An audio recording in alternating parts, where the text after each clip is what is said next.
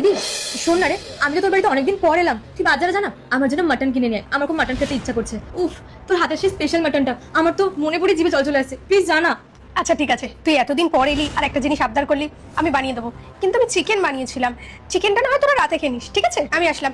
এই তুমি বসে আছো কেন? চলো। কুসুম, তুমি ভুলে যাচ্ছ আজ আমার একটা মিটিং আছে, মিটিংটা জয়েন করতে হবে। আমি যদি তোমার সাথে বাজারে যাই তাহলে কি করে হবে বলো তো? ও হ্যাঁ, আমি তো ভুলেই গেছিলাম। ঠিক আছে, তুমি মিটিংটা অ্যাটেন্ড করো, আমি যাই। আর শোনো, গাড়িটা নিয়ে যাবে, ঠিক আছে? ঠিক আছে। দেখলি তো দিদিকে কেমন মিথ্যে কথা বলে বাজার পাঠিয়ে দিলাম। আরে আমি তো গাড়ির চাবিটাই আনলাম না, যাবো কি করে? রাহুলকে ফোন করে বলবো? না থাক, ও মনে হয় মিটিং শুরু হয়ে গেছে, আমি গিয়ে নিয়ে আসি।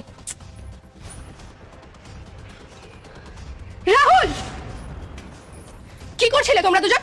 বল, চুপ করে থাকবি না। কি করছিলি তো যাইবোর সাথে? দিদি তুই যেটা দেখেছিস না, ওটা ভুল ছিল, ওরকম আমরা কিছুই করিনি, আমরা জাস্ট বসে গল্পই করছিলাম।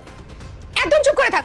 আর কত মিথ্যা কথা বলবি? আর কি বলছিলি? তুই বাজারে যাওয়ার কথা ছিল, বাজারে কেন যাসনি? আরে ভাগ্যিস আমি চাবিটা ভুলে গেছিলাম, সেই জন্য উপরে এসে আসল রূপটা তোদের দুজনের আমি দেখতে পারলাম, যে তোরা দুজন আমার পেট পেছনে এইভাবে আমাকে চিট করছিস।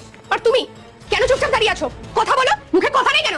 কি করছিলে? নিজের ওয়াইফের বোনের সাথে এইসব সম্পর্ক করছো, তোমার লজ্জা লাগছে না? কুসুম, তোমার কোথাও একটা ভুল হচ্ছে। তুমি তো ভালো মতনই জানো আমি তোমাকেই ভালোবাসি, আর আমি ওরকম ছেলেই না যে তোমার বোনের সাথে আমি সম্পর্ক করবো। মুখটা না একদম বন্ধ রাখো। মাকে ভালোবাসলে সাবস্ক্রাইব করুন আর বাবাকে ভালোবাসলে লাইক করুন। রাখো, আমি অন্ধ নই, বুঝতে পারলে তো? আমি নিজের চোখে যতটা যা দেখার দেখে ফেলেছি। তোমরা দুজন কি করছিলে আমি চলে যাওয়ার পর, এটা জানতে আমার আর কিচ্ছু বাকি নেই। আর তুই, তোকে না আমি কোনোদিন ক্ষমা করবো না। তুই হচ্ছিস মেয়েদের নামে কলঙ্ক।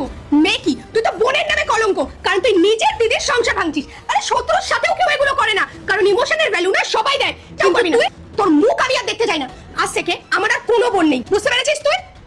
আর তুমি, তুমি ভেবো না এই সব কিছু দেখার পরেও আমি তোমার সাথে সম্পর্ক রাখবো না। আমি তোমাকে ডিভোর্স দেবো, আর ডিভোর্স পেপার আমি এই বাড়িতে পাঠিয়ে দেবো। বাকিটা তোমরা দ্বিতীয় পর্ব দেখতে এখনই সাবস্ক্রাইব করুন। পরের অংশ খুব শিগগিরই আপলোড করা হবে, মিস করবেন না।